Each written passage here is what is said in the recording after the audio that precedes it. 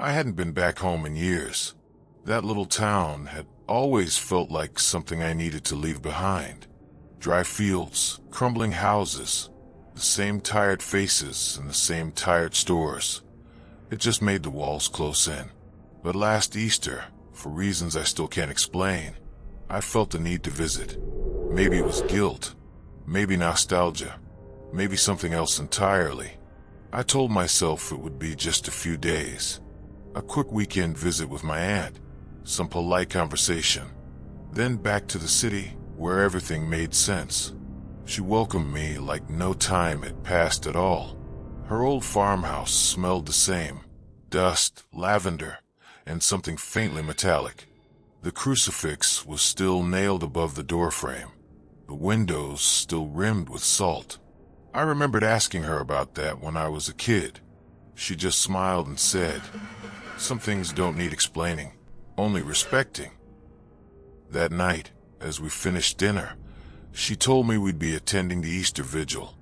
I nodded, expecting a small church, familiar hymns, flickering candles.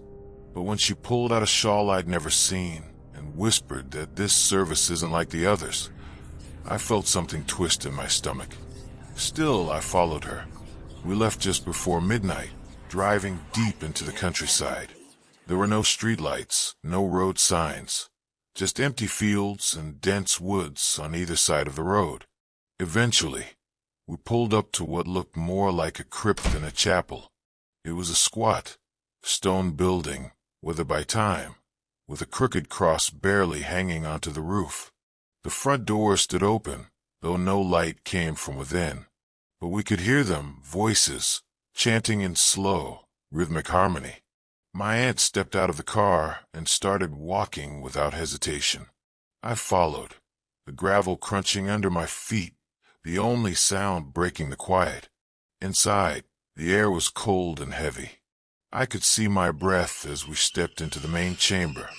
Dozens of people filled the pews, all dressed in black, faces hidden under veils. They didn't turn to look at us. They didn't speak. They just waited. My aunt led me to a seat near the front. I sat beside her, heart racing for reasons I couldn't name. Then, without warning, the chanting stopped. A man stepped out from the shadows near the altar. He wasn't wearing robes or anything ceremonial, just a torn coat, pants that hung too loose, and bare, filthy feet. His face was pale, drawn tight like old leather, and his eyes were pitch black. No whites, no color, just endless, hollow black. When he spoke, it wasn't in English. It wasn't in Latin, either. It was a language that felt like it didn't belong to the world I knew. The sound of it scraped across my bones, vibrated in my ribs, like whispers coming from inside a well. As he spoke, the candles flickered. The air grew colder, and then he stopped. He looked at me, just me, and smiled. His voice, when he finally spoke in English, was too loud for the space. A low, guttural growl that seemed to echo without an end. "You don't belong here," he said, "but you came anyway, so now you'll stay." The candles went out. All at once, in the darkness, I heard the pews creak, one after another. It sounded like everyone in that church had begun to turn in place, all of them facing me. There was breathing near my ear, hot, damp, then nothing. I woke up cold, lying on the same wooden bench, but the room had changed. The walls were cracked. Mold climbed up the stone. The floor was soft with rot. There were no people, no voices, no light. I called out for my aunt. No answer. The front doors were sealed shut, like they hadn't opened in decades.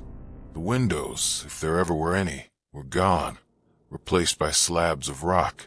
No one could hear me, and I could hear nothing but my own breathing and the faint sound of movement behind the walls. Not rats, not wind, footsteps, bare feet pacing along the stone. I don't know how long I've been here. Time doesn't move in this place. There's no day or night, just a sick, constant stillness. But every now and then, I hear the chanting again. Low, slow, rising beneath the floorboards. And sometimes, when I look into the broken glass behind the altar, I see people standing behind me. The same ones from that night. Still veiled. Still watching.